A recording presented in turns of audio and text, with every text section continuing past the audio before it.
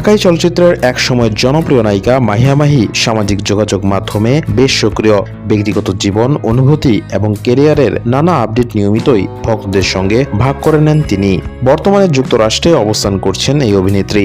সেখান থেকেই সম্প্রতি এক ফেসবুক পোস্টে তিনি লিখেছেন, আমার শুধু মনে হচ্ছে আমি যে কোনো সময় মরে যেতে পারি। এমন মন্তব্যে ভক্তদের মধ্যে উদ্বেগ তৈরি হলেও পরবর্তী অংশে নিজের অনুভূতির ব্যাখ্যাও দেন মাহি। তিনি জানান, হঠাৎ কাছ থেকে কারো মৃত্যু প্রত্যক্ষ করার অভিজ্ঞতায় তিনি মানসিকভাবে বিচলিত হয়ে পড়েছেন।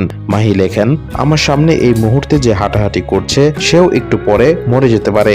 এত কাছ থেকে কারো মৃত্যু এর আগে কখনো দেখিনি, দম বন্ধ লাগতেছে। তবে ঠিক কার মৃত্যু বা কি পরিস্থিতিতে এমন অভিজ্ঞতার মুখোমুখি হয়েছেন সে বিষয়ে বিস্তারিত কিছু জানাননি এই অভিনেত্রী।